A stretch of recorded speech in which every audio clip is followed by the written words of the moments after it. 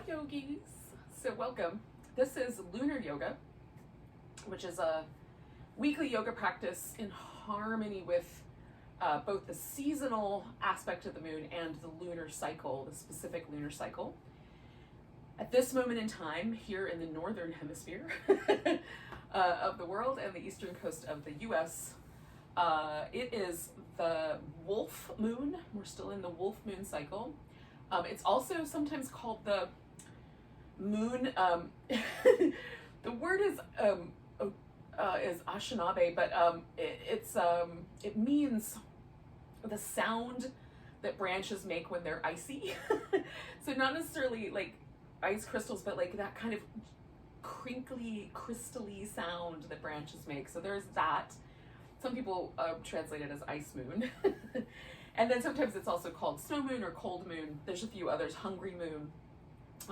Where I live in particular, it's not always particularly cold. It's cold, it's winter, but winter here is normally, especially at this time of year, somewhere in the like 30s to 60s. Like the overnight temperature is not dipping too crazy low. Occasionally it gets really icy, but that tends to happen a little later in the winter. So I go with the wolf moon because it makes the most sense to wear of the options.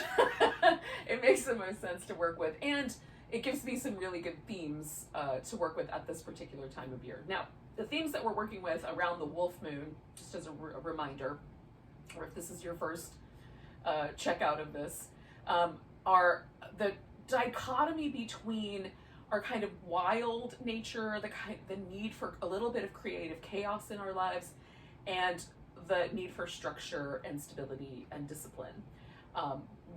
Often, if you like Google stories about wolves, the first three that come up are the Three Little Pigs, Little Red Riding Hood, and The Boy Who Cried Wolf, and all of these involve a kind of like there's an element of chaos, an element of disturbance. The wolf often represents the kind of wild nature and dealing with or figuring out how to work within the kind of chaos that's created by that character in the story. So that's one possible theme. Another possible theme is to look at the nature of wolves, which is that they are pack animals, and so we can invite ourselves to look at how we deal with community, tribe, our pack, our family, our friends, and our relationships with others. And especially since the wolf moon starts just around the holiday season, just usually around the winter solstice. This is a time of year where we might have spent some time with family, we might spend a little more time being social with friends and whatnot. And so it might give us a chance to sort of reflect a little bit on those relationships and how we want to support those, create a welcome ground for those relationships to flourish. And of course, if we have relationships in our lives that are a little bit chaotic, that are not really nourishing us, we can also look at ways that we might trim a little bit of that. So we might invite a little less of that kind of chaos, maybe even ending those relationships, but it would really depend. So that's in the aggregate, the notions that we have around the wolf moon. Right now, as of today, this evening when I'm practicing, we're in a waning phase of the moon. The full moon was on Friday, and it is Monday, and so we are in a phase where the moon is getting smaller and smaller and smaller, and that, again, invites another kind of layer of metaphor to our practice, which is that we can spend the 2 weeks of this particular phase of the moon, where we're moving from the full to the new, focusing on things we want less of. So do I want less, maybe like an example that would work really well with the full moon is if this particular full to new moon cycle, this waning cycle, is if I spend too much time on social media, which is that kind of social wolf pack aspect, do I want to do less of that? And so over this 2 weeks, we might focus on creating an opportunity to spend a little bit more time in real time with our relationships and a little less time on online versions. But that's an example. It's not the only possibility. There might be all sorts of things that we want to do a little bit less of. Or another way to look at the metaphor is, instead of less or a kind of diminishing, we can consider it a more moving inward. And so instead of pushing myself outward into the world and being more gregarious, playful, that sort of thing, I might want to bring myself in and be a little more quiet, a little more introspective, spend a little more time in more contemplative practices like meditation or things of that, prayer, whatever that might resonate with you. So that's another way to kind of work in harmony with this cycle. So this particular practice that we're going to do tonight, because again, this is the winter season where I am, and it's nighttime and it's a waning moon.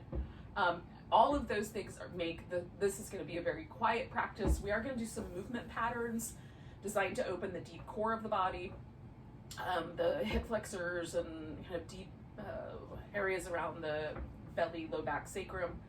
So we'll do some poses along that line that are movement patterns, and then we're also going to do some poses that are designed to sort of let us relax or sink into them.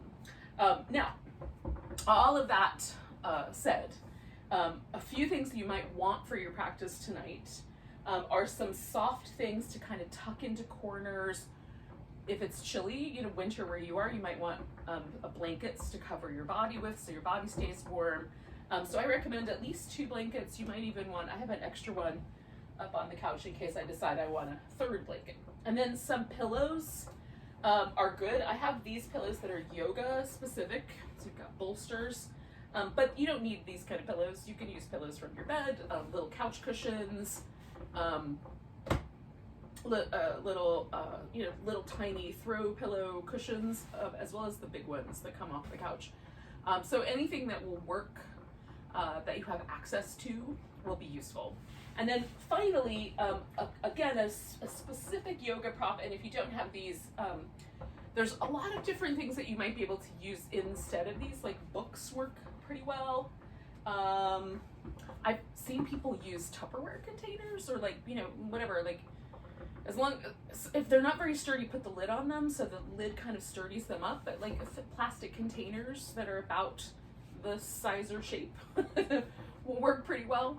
And I've even seen people take sauce pots and turn them upside down and put them on the floor, and then lean some soft blankets or pillows against them and use them in the same way that I'm going to use yoga blocks, which is I might need a handle. So my hand, maybe I don't want to go all the way down to the ground. I can use the block to place my hand on, and then you can also use them to support a body part, that sort of thing, sit on. There's all kinds of good that can be had with blocks. So I will use blocks, blankets, and some pillows tonight in our practice. So if you gather those things, that will help you.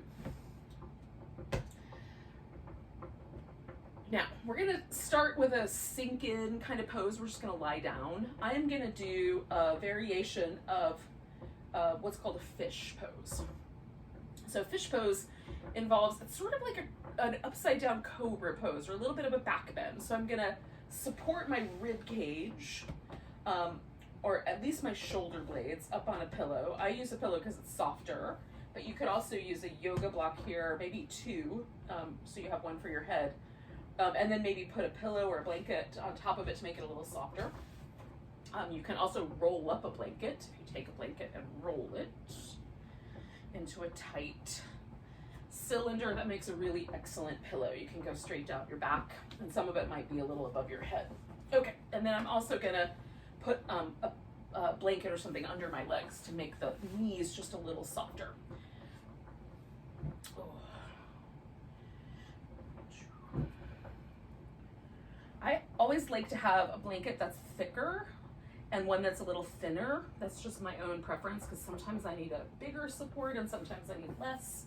So if I have some options, again, whatever you've got, you could use towels also if you don't have easy access to blankets, but you've got a bunch of bath towels. They work really nicely. All right, so I'm gonna try to find the spot where it feels nice to have this pillow up under my back. Usually I like it somewhere between my last 2 ribs and my shoulder blades. But if the surface of the prop you're using is really firm, like a block, that I prefer higher up, like under my shoulder blades, as opposed to lower down, like under the whole of my rib cage. The pillow, though, is really nice when my whole rib cage is supported, or most of my rib cage is supported. My last couple of ribs are off the edge.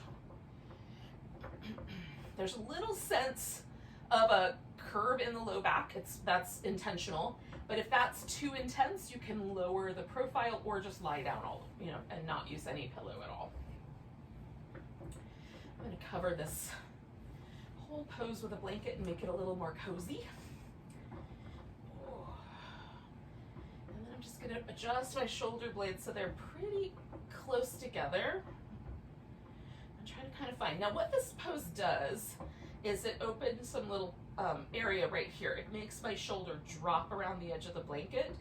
And I've spent some time today working on the computer, so my arms have been forward and slightly rolled forward, so this sort of corrects for that.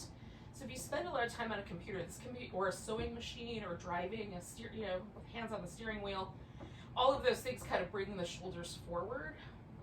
So this could be a great sort of end of day pose if you often wind up with your shoulder kind of feeling like it wants to hang forward.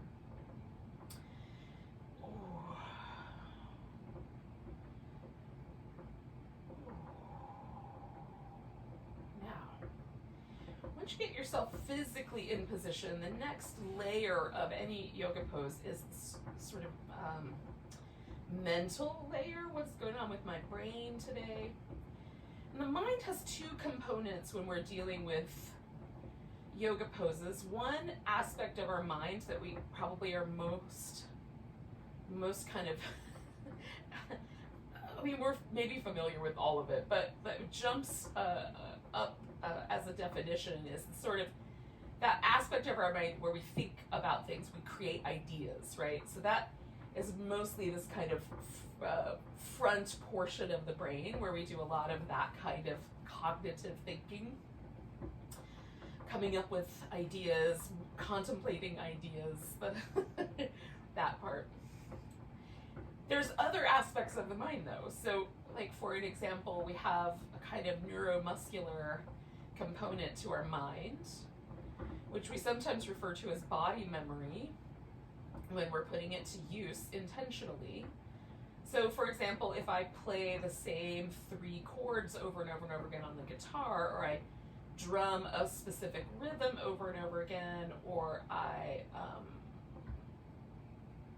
there might be a million other like shoot baskets, or hit a tennis ball or whatever in certain methods or with certain kind of patterning over and over and over, we develop what's called body memory, or what people refer to as body memory. And this is also an aspect of the mind.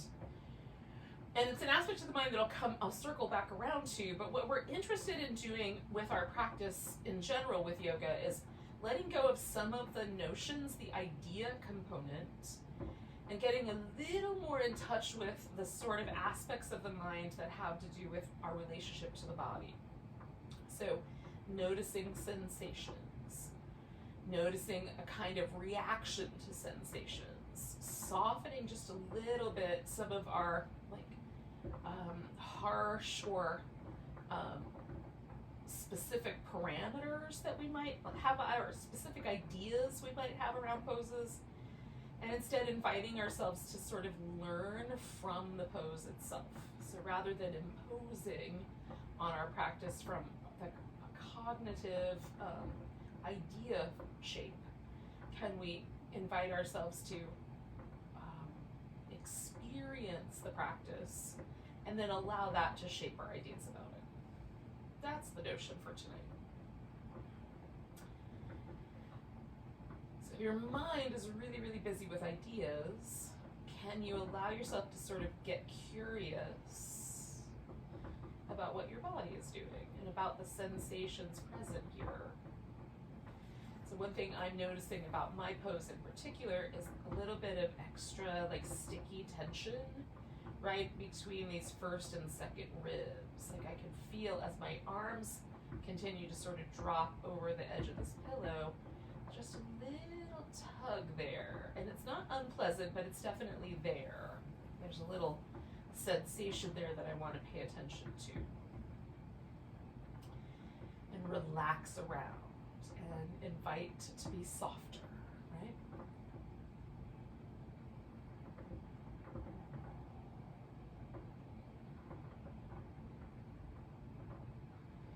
we'll stay with this pose for another 2 minutes or so. I'm going to be relatively quiet now. If quiet is concerning, you can put on some nice soft music in the background and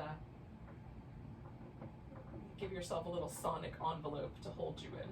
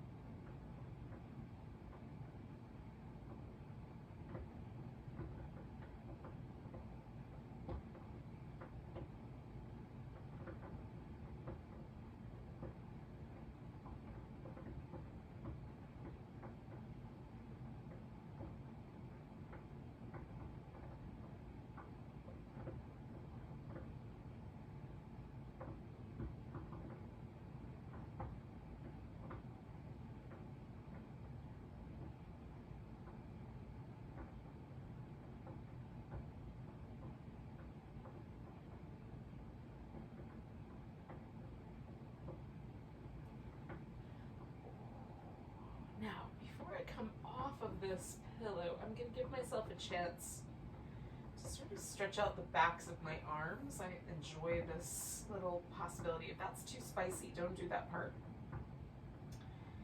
Just letting I'm holding on to one wrist and sort of letting my arms fall into gravity just a little bit. They're only going to go so far because my shoulder blade is very much in contact with my upper back, so it's only going to rotate so far back.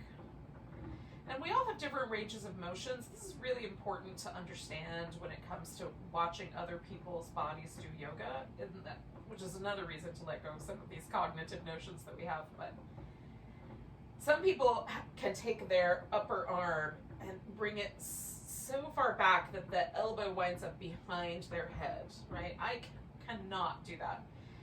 No matter how hard I try, no matter how long I practice, there is going to be a point where my bones run into each other, and I am at that point. So if my triceps are really, really tight, they might pull my elbow forward. But at a certain point, as I lengthen them, work with them over yoga, work with them with massage, and keep working, there will be a point where I will reach the full extension of my joint, right? The place where my shoulder blade, my arm bone, and my collarbone touch my upper back and ribs. So when that happens, I run out of space, and that is what has happened for me. Is I can give myself like a little bit of sensation of that tricep stretch, but there is a point where my arm just stops moving back. So if it's really spicy and your elbow is all the way up here, you've got some room to go. You've got space to begin to kind of play with your triceps and open that space up. But if you hit like bone on bone and there's nothing happening, that's it. That's the end of your range of motion. Be cool about that. Accepting of your body where it is. All right, so I'm gonna pull this pillow out from underneath me, and I'm also gonna go ahead and I'm gonna come back to this blanket, but I'm gonna take this blanket out from underneath my knees. Now you can leave support under the knees if you like, and then I'm gonna give myself a little chance to sort of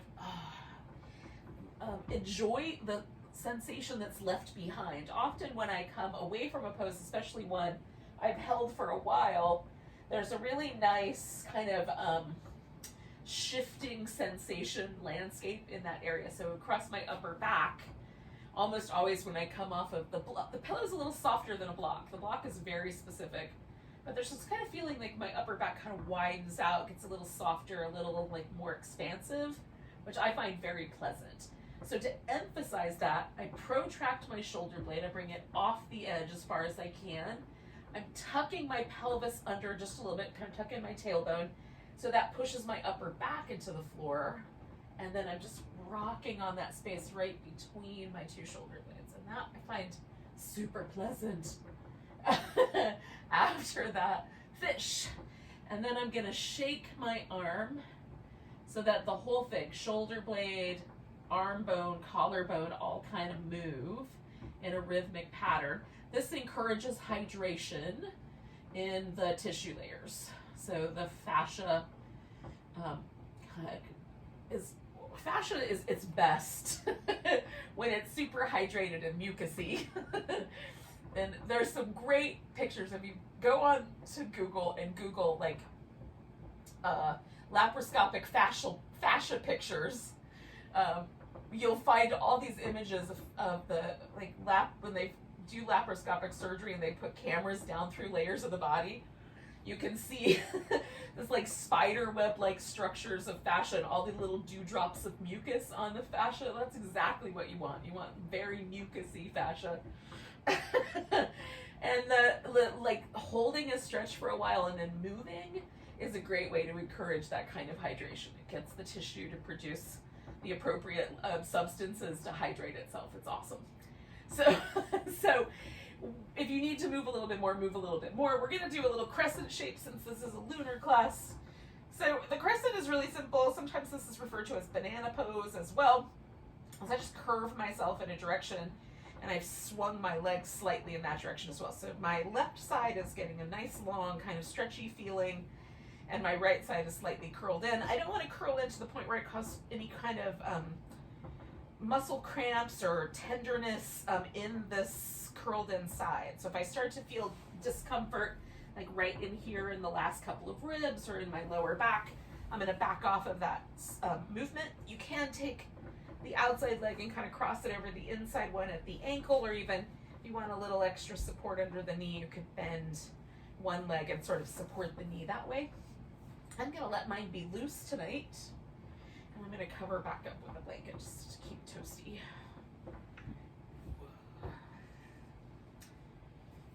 Right. Now the arms, I like the arms overhead most of the time, but I often like to soften at the elbow and bend a little bit so I get sort of a swaro cactus shape. You could even go for more of a goalpost where the arm is held a little more shoulder height, or even bring the arms into a different relationship. So if your shoulders have some range of motion issues, some injuries, some things that cause discomfort, you can definitely adjust for that. I'm really interested in just like what on this side can I let gently lengthen. So this hits my IT band, my internal hip rotator, my outer like glutes, the glute medius, glute minimus to some degree, my abdominal muscles, my latissimus dorsi, which runs up from my lower back up to my shoulder. And then if I've got my arm up, it also kind of impacts the triceps and other muscles around the arm and shoulder as well. But all of those things are gently lengthening, and the word gentle is really important. We want there to be like the most mild of sensations, not too much, not too little, but we stay a while. So we'll stay here. Again, I'm going to be quiet for a bit, about 2 more minutes. We'll just let ourselves sink in.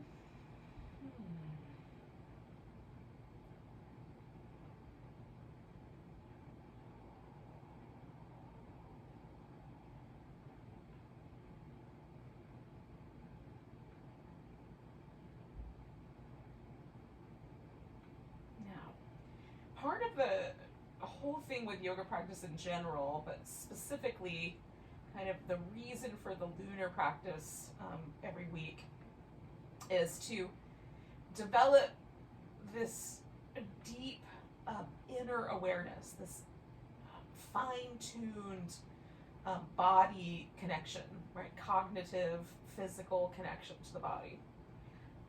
So we're uniting this kind of aspect of our mind that pays attention to things, and the aspect of our mind that is sensation driven, right? So we're creating this kind of interconnection, this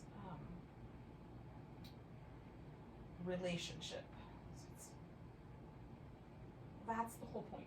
It's the whole point in my mind of yoga practice in general, is to reinforce this relationship that I have with my body. And so we're developing really subtle powers of attention to detail, of discernment, awareness.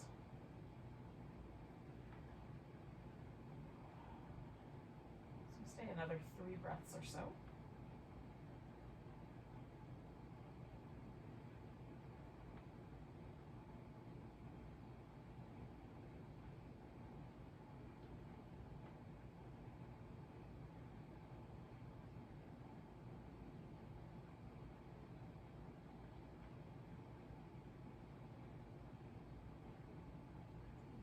Come out, I'm just going to gently release the shape, and then notice. So is there any subtle difference between the side we just stretched, or not so subtle, as the case may be, and the side we haven't done yet? Does one side feel a little bit longer, a little bit softer, uncomfortable, right? There's a number of possibilities depending on what you're looking at. It might be that you don't notice any difference. That's okay.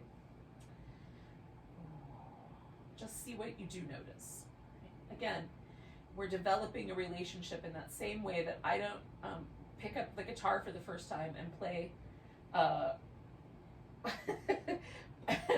play a very complicated concerto. I am not going to pick up a lot of information from my body the first time I look for it.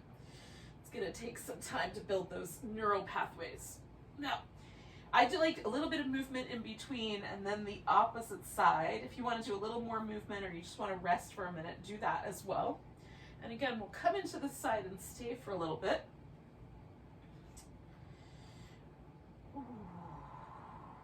Make adjustments so your body is reasonably comfortable.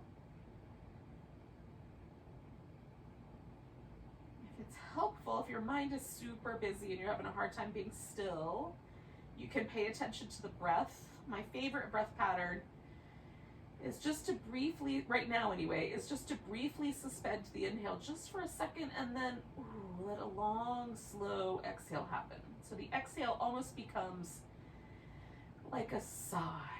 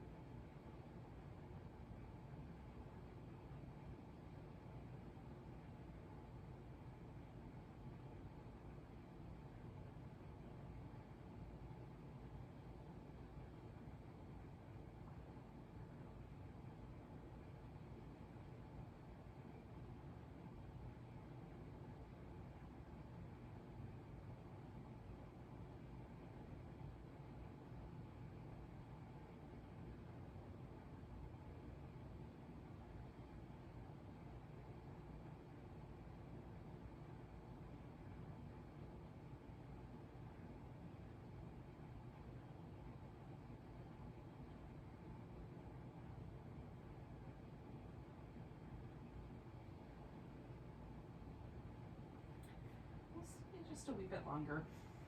5 or 6 more breaths.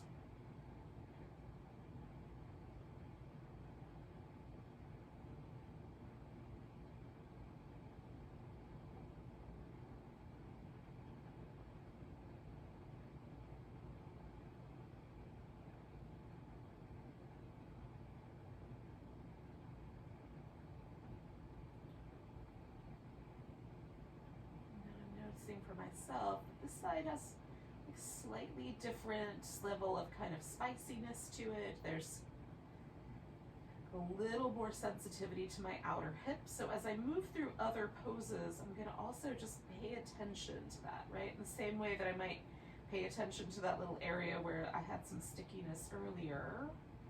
Just anytime I feel a body part that feels slightly uncomfortable or there's just a little extra sensitivity to it, I'm going to pay a little more careful attention there. So we're going to come out of this side whenever you're ready. Again, you might take a moment and notice what happens when you release a yoga pose. If there's any tenderness or soreness when you come out of a yoga pose, probably that was too much. You were pushing a little too hard with that pose. If the sensation for me is pleasant when I come out of the pose, there's a kind of easing feeling or a kind of nice soft sensation, those I just consider to be signs that I should keep doing that. I could be wrong, but that's the way I'm going for now. So we're going to take a little constructive rest position here, which means we're going to rest the feet on the ground with the knees bent. And this is a position that flexes the hip and releases a little bit of the tension from these big hip flexor muscles. So the hip flexor, there's a number of muscles that act as kind of companions and helpers to flex the hip. We're gonna not worry about those too much. We're gonna worry about the big guy, which is really 2 muscles, and the way that they work together. So there's a big muscle that kind of lives in the lower back. It connects to the last handful of vertebrae, sometimes even all the way up to the first couple of vertebrae where the rib cage lives, like T12, T11, or the lumbar spine. Depends on the individual person.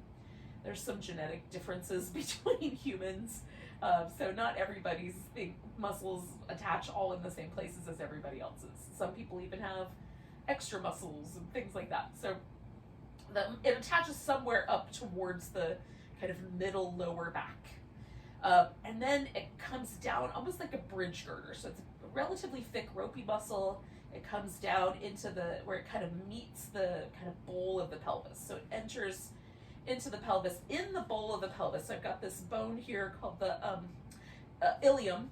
And this, it's this big wing of my pelvis. It has a little rim across the front of it. This is the iliac crest.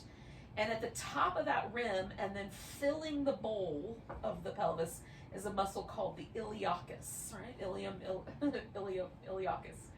So that muscle and the psoas, which is this big bridge girder muscle, they come together and form one ribbon of connective tissue that goes over the front of pubic bone and attaches to the femur, the leg bone. So the tendon in this position can sometimes be felt. So if you kind of feel right at the front of your hip, sometimes you'll find a kind of ropey tendon. Sometimes for me, especially if I've done a lot of driving or whatever, that tendon can be quite pronounced, quite forward. And I can even almost feel like I could wrap my finger around it. It's so forward. Not tonight, but some days it's like that. But I can feel the kind of tendon that lives right in that area. So that is what we're going to try to release tension from.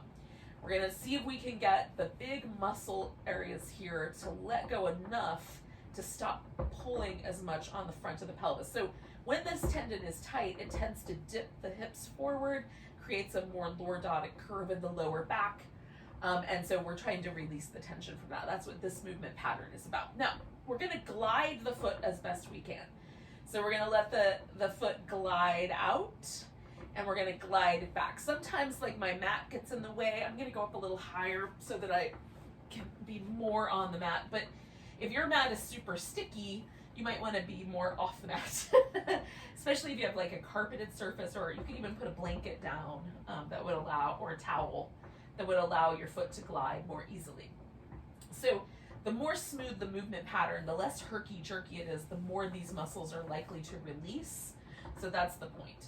So we're going to glide the leg out with the toes pointing straight up 3 or 4 times. We'll stretch out, and I'm trying to stretch all the way up to where that muscle attaches at the lowest part of my rib cage there. And then I'm just going to glide the leg back and soften and relax. And then I'll do the other side. So glide the opposite leg out, stretch, glide the leg back, relax. I'm just going to switch sides, doing a few more rounds just like that. Stretch. I'm kind of spreading my toes out while I'm at it. And this important part at the end, which is letting the hip relax that's not working, is just as important as the leg that's extending out. You know? Which does give my brain 2 different things to pay attention to. Which might be interesting. So stretching out. And drawing that leg back in. And then stretching out.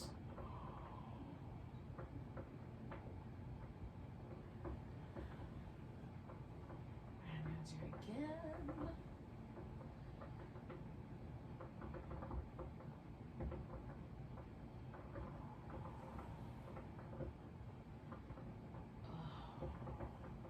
Now, at the end of this movement pattern, I'm just going to pause for a moment with both legs in the constructive rest position. And again, just try to sense these muscles living in my hips and try to let them release down into the deep bowl of the hip. Rather than pulling forward and kind of pushing my internal organs forward, can I let them soften back into the hip as best I can? Now we're going to add an external rotation. So the external hip rotators live under the big glute. So we've got our glute maximus, which is that big muscle that sort of fills out the buttock. Underneath that, in closer to the bone of the hip, both the hip and the thigh bone, the femur bone, are the external hip rotators. And these are meant to rotate the leg outward, and then they release to let it come back. So we're going to do a movement where the leg goes outward. The toes are going to turn out. The thigh bone is going to turn out. The movement happens at the hip, not at the ankle or at the knee, okay?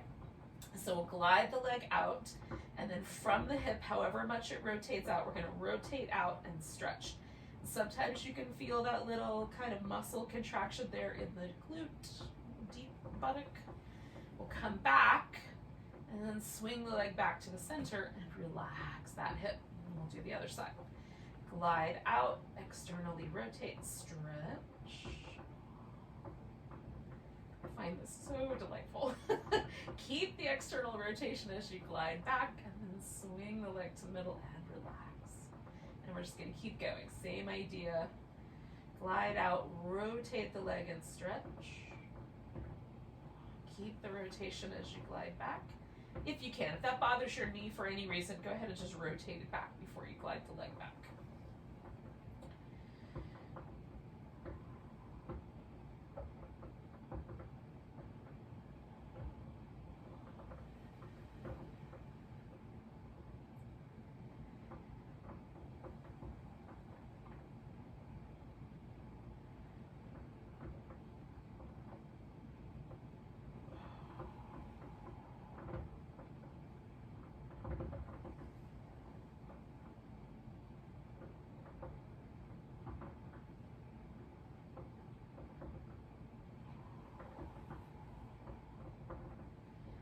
I'm just going to pause there, right? I've done both sides the same number of times. I'm just going to relax, feel, try to notice these muscles that live in this kind of back half of my hip and glute, buttock area.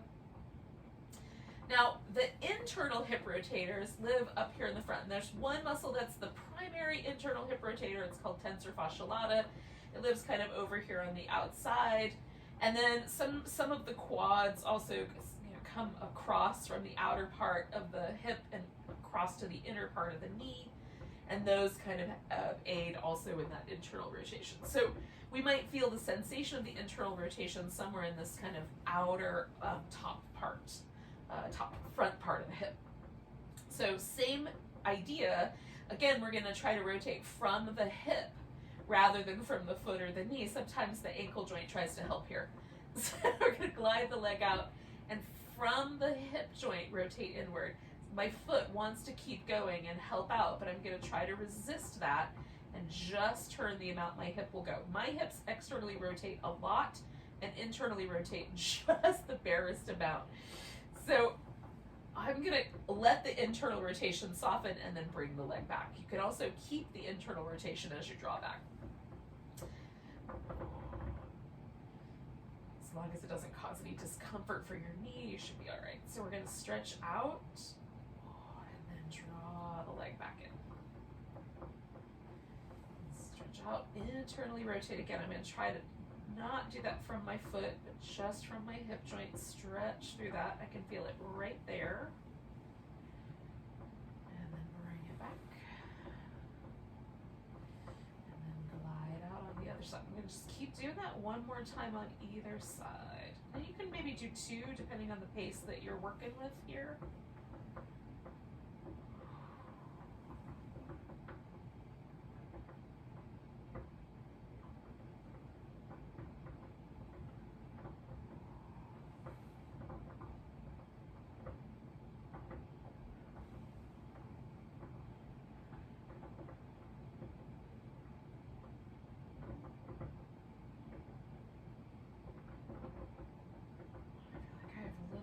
Internal rotation on one side than I do on the other, but it might just be that one side's more sensitive than the other.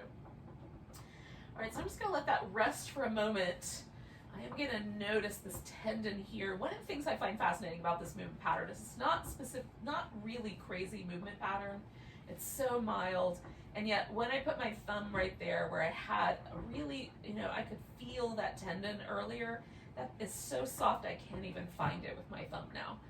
So it has softened back, all these muscles have relaxed. It's such a simple pattern of movement and yet so effective, and especially if you tend to have trouble around the sacrum or with a kind of exaggerated lower back curve, put this little movement pattern into your routine. Maybe this is one of the things you add to your practice to release tension over these next 2 weeks, and see if after 2 weeks it does a good job for you. All right, we're going to roll over onto the belly. Keep working with this hip flexor area with some little cobras. Now, cobras are called cobra because we're lifting with the back muscles, right? Like a snake, rather than pushing like a push-up, okay? So we want to strengthen the muscles in our back, and we want to open up the front of the hip. You can bend at the knee if there's any discomfort in your knee joint when you're doing cobras. So I'm going to roll my shoulders a little bit. Again, because I had some stickiness up here in the shoulder, I want to do some movement, plus it just feels nice. And I'm going to lift into cobra. Now I'm going to support myself with my hands and kind of broaden across the collarbones. I don't want to overdo things with my neck. Just let the neck kind of be along for the ride. I'm leaning just a little bit, kind of looking over each shoulder. That lengthens out the hip flexor on either side. Ooh, and it feels nice. And then I'm going to come back down. Give myself a little release. Oh, this is a great kind of sacrum release. And if this is too big, you can literally just wobble the hips. And it releases tension right around these sacroiliac joints. There's another ilia. Ilia word is the joint right there where it meets your spine. Where that ilium meets the back. Oh.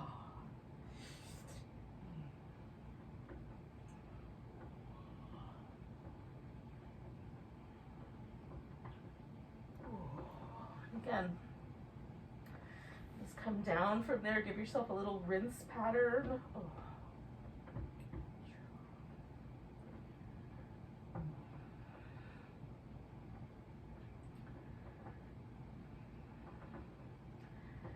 One more of those.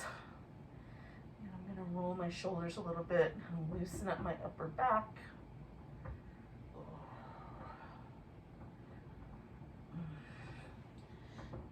into a cobra.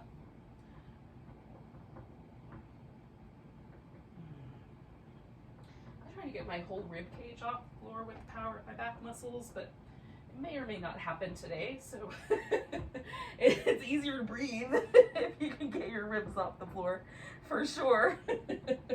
All right, I'm gonna rinse out a little bit here. And then we'll just take this one step further in the hip flexor region, and we'll do a lunge pattern. So I'm gonna bring myself up to all fours. Do a little tuck and tilt of the pelvis, just some cat shapes. Lots of animals do shapes that are similar to this, not just cats. All right,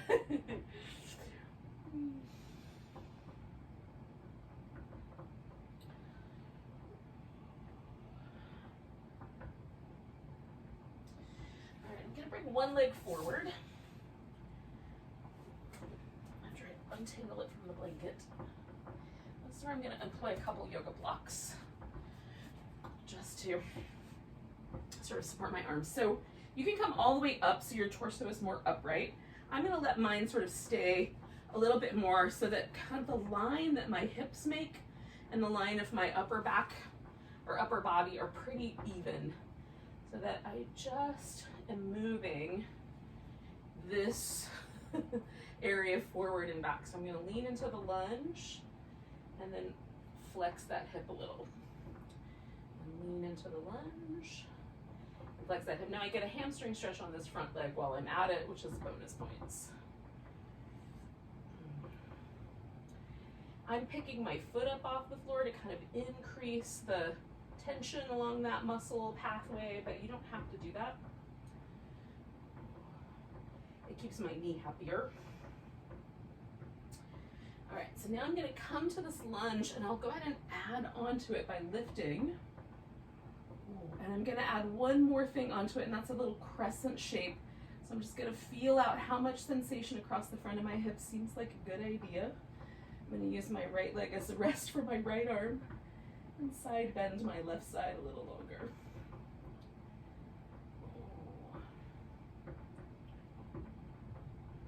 And again, like, notice how it affects the nervous system. Notice if your body tightens up against this pose. Does it release into the pose? Does it feel welcoming, or does it feel like you're punishing yourself? We're here for welcome, not for punishment. All right, I'm gonna straighten out my front leg and fold over it. You can inch the foot further forward should you need to.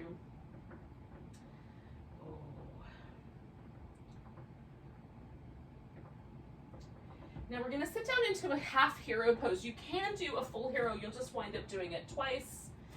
So some folks will find they can just sit right down on the floor. For me, there's too much compression with that.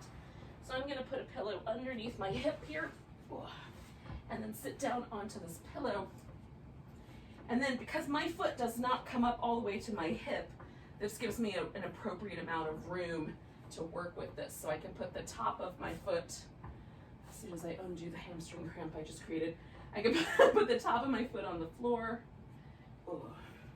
Sometimes I can lean back. Right now that's causing my foot to cramp up, so I'm gonna go easy and just kind of work on that a little at a time.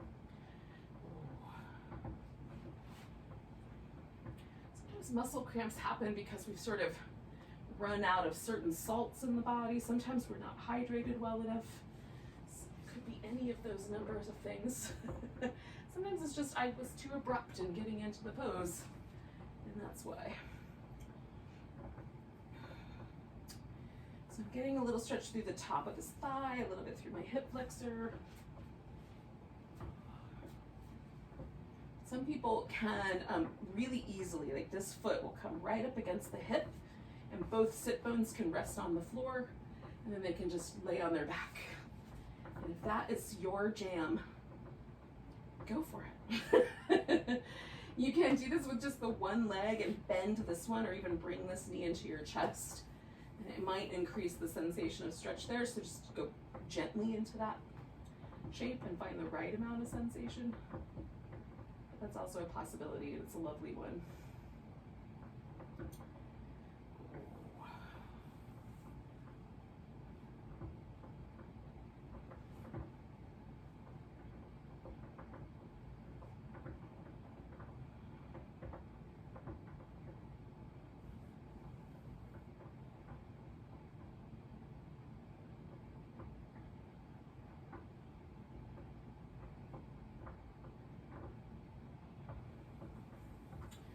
stay here for about 3 more breaths.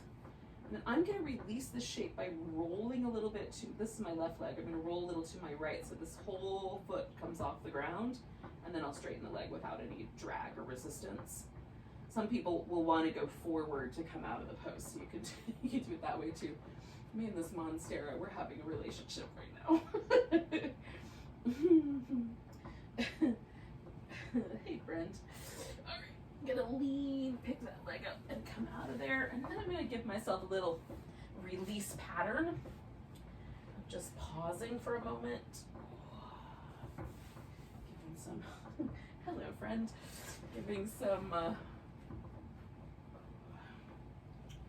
little ankle movement, eventually a little hip and knee movement. Again, kind of a sort of slightly shaky kind of movement to my hip and thigh. I find that the shaking really does help hydrate and brings a kind of sense of really lovely relaxation to that area, sometimes even a little bit of tingliness, which is pleasant tingliness, rather than like the pins and needles tingly that is not so pleasant. All right, we're gonna do the other side. I'm gonna start with a few rounds of that cat shape. Oh, just these 2 poses in and of themselves. If this was all the yoga you did on a given day, it would probably be nice. Don't underestimate their power. Okay, so I'm gonna find this kind of lungy shape. And again, I'm just gonna kind of work back and forth to start with.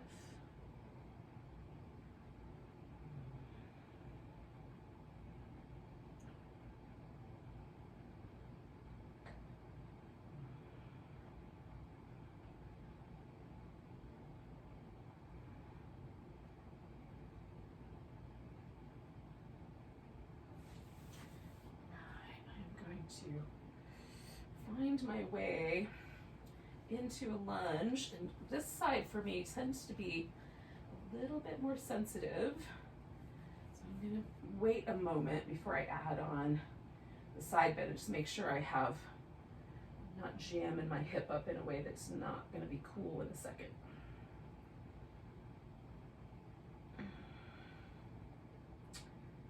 And the side bend's optional, you don't have to do that part. It's nice though.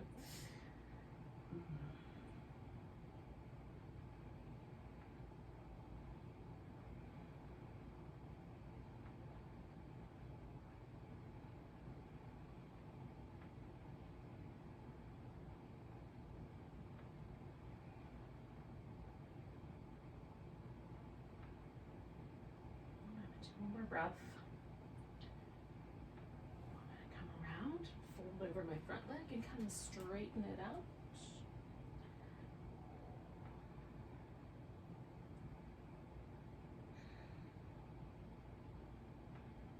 Giving this side of my body a chance to lengthen for a bit before I sink into that little half hero shape.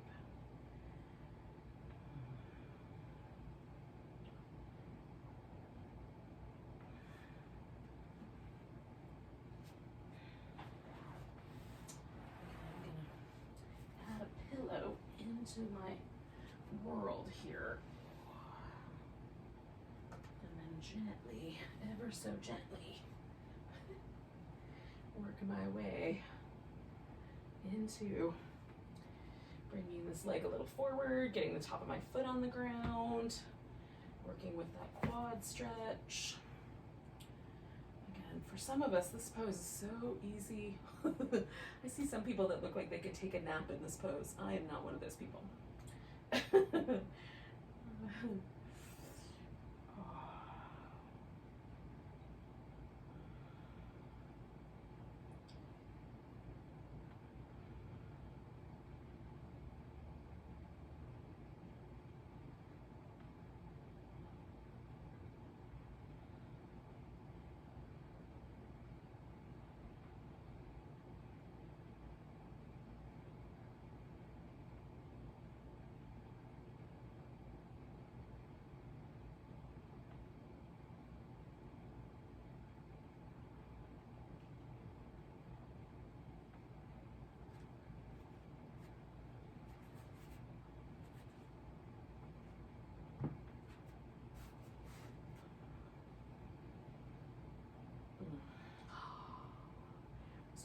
3 more breaths, yogis. One of the things I love is when the body kind of finds this way, like gently softens as we ease into a pose. That's my favorite thing. All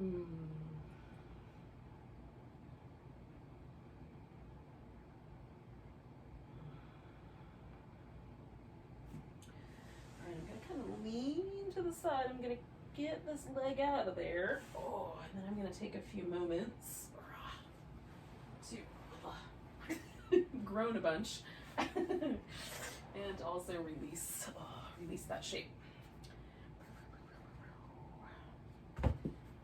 Oh my goodness.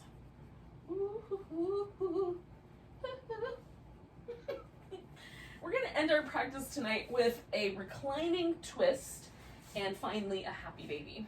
So with the reclining twist, you can keep this really gentle. I'm gonna keep mine a little on the gentle side by using some pillows and blankets and things to sort of support my lower back and my legs in the twist. You can also do it with none of the above, but why not? So I'm gonna take one of my blankets. I'm gonna use the thinner one if I can get it to work with me. Now, when I fold blankets, this is a side note, but I fold them in a very specific way. So first I fold them down the longest pattern. The reason I do this is when I want to use it to cover my body, it's a little bit easier to unroll it and kind of flick out half the blanket and then pull it open. So it's just a little bit less trouble at the end of a practice. So I start there and then I fold it in half, longer edges towards each other, and then one more time. And then that's kind of like the base. And then from here, I can fold it more or roll it up. This gets like, especially if a blanket that has little fringes, this gets all the fringes kind of tucked in and one clean edge to work with that. If you need it to go like under a body part that's a little sensitive, that cleaner edge is more comfortable than being on the little knots of the fringes. So for now, I'm just gonna roll this guy up because I'm gonna use this kind of tucked into my lower back. So that's that guy. And then this other blanket I'm gonna cover up with completely. So we'll get to that in a little bit. Okay. So that was a little side note about blanket folding. It does not mean that you have to fold your blankets that way, but that's my logic. the logic of blanket folding. Okay, I'm gonna try this little smaller pillow. This usually works well for me, but in the event that it's not enough, I have the bigger pillow handy. All right, so laying on my back, I'm gonna take my legs over to one side, and my legs will rest on the floor, but this shoulder tends to come off the ground. So I want my shoulder to rest so that that's easygoing and comfortable. So if I put a pillow under my thigh, my shoulders will stay steady, and then I can kind of mess with the legs. They can be stacked one on top of each other. I like to kind of wrap them around. It just kind of gives them a little momentum for hanging. And then I'm gonna take this little rolled up blanket and tuck it in right against my lower back so I can kind of lean into the blanket a little bit. And that gives me a lot of structure and stability to this pose. So again, kind of coming back to that theme. Here, this blanket has been folded the long way, and it's easier for me to flick that blanket out over my legs and then widen it apart. It just makes it easier to put the blanket on than if it's all unfolded or folded in a different way. So this is one of those things where it's just like, is this a little bit, one might say anal retentive? Yeah, maybe. But it's also sort of planning ahead. So how do you want to look at it? Oh goodness. All right, I'm gonna sink into this pose, just let it settle. I've got my arms just close to my body, but they could also be spread out in a nice shape, whatever you like. Ooh, we're gonna let this pose marinate for a couple minutes. Just hang out with it.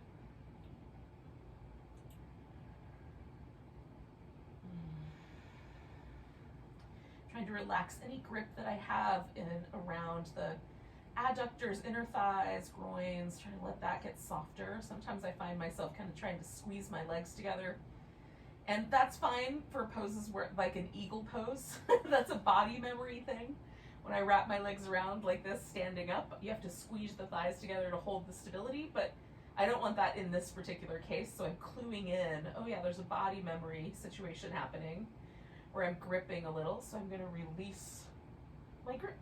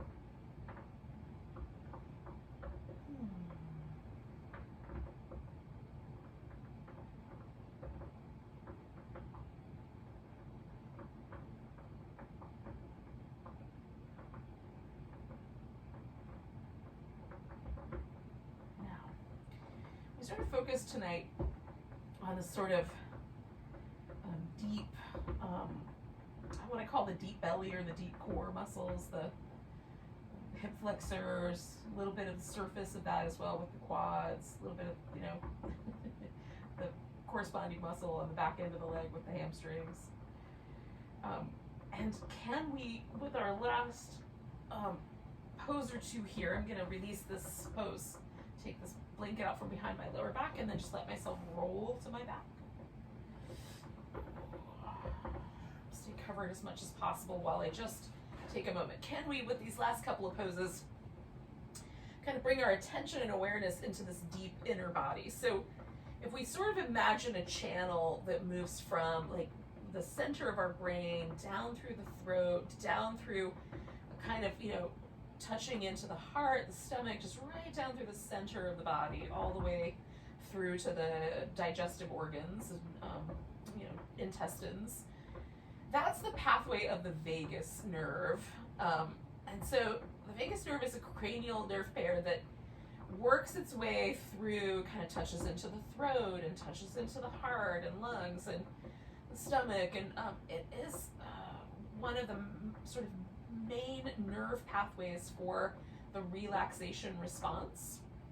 And so if we can kind of tap into this notion of softening, relaxing down through the inner channel of the body, this kind of deep core of the body, which is not related to the abdominal muscles per se, although all things are connected, but rather this kind of idea of the central portion, right? So this kind of gets us into this notion of really getting to the heart of the matter, really getting to our deep inner self, which will come in handy at the very end when I discuss other possible themes we might work with in the next couple of weeks.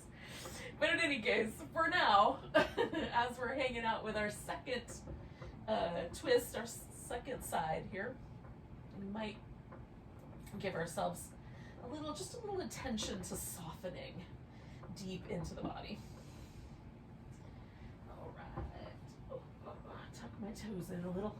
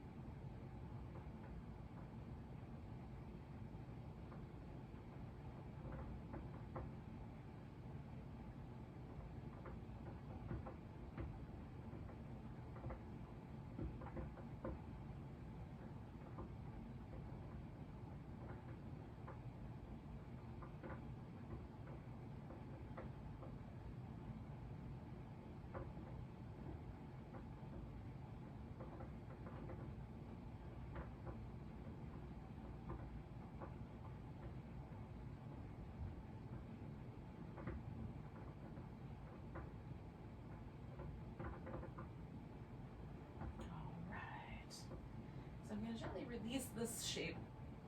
Again, same idea. Oh, I might have been there too long, but in any case, that felt really good. Sometimes that happens to me, y'all. Disappear into a yoga pose and just relax, lose track of time. So I'm gonna, oh, that feels so nice. I'm gonna do a little happy baby, and then I'm gonna put this pillow under my knees, and we'll do a final relaxation. So happy baby is kind of like a squat, but laying on our back. So you bring the knees in as close to the armpits as they feel like they're willing to go. You can hold on to I'm holding my ankles right now, but you can hold feet or your big toes or your ankles. Now, if your low back comes all the way off the ground, loosen the pose up, because we're trying to keep this kind of relationship of the squat, so that the sacrum, the lower back kind of rests on the floor and the legs come up as far as they're willing.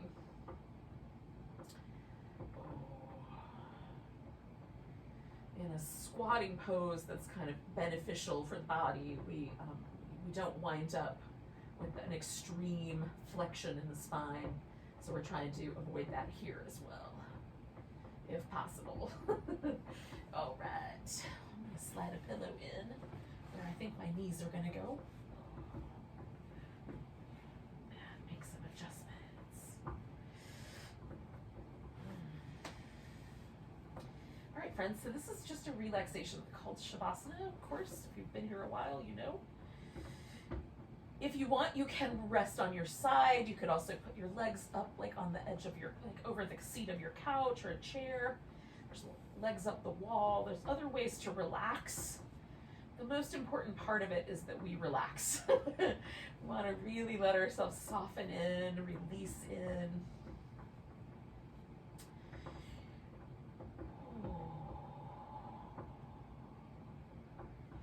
That deep internal channel and all of the sort of deep core muscles of the body that live close to the spine, close to the inner rim of the hip, all around our heart, shoulders and lungs, all of those muscles. Can we let everything soften?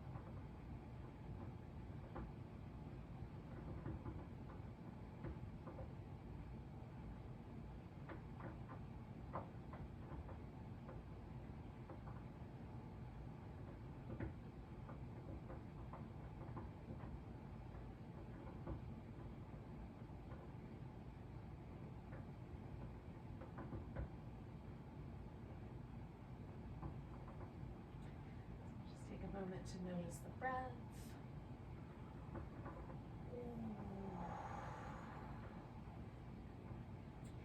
Stretch and move around.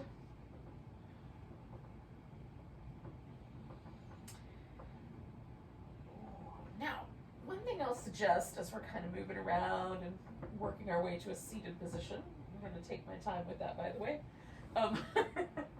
is that we've just passed the new year, and this is a time where a lot of us get kind of, or at least there's this kind of societal pressure to reinvent yourself or to come up with New Year's resolutions or that sort of thing. And this is often a kind of invention of the cognitive brain, right? This thinking of ideas and thoughts and comparing ourselves to others, and this is where we come up with these notions.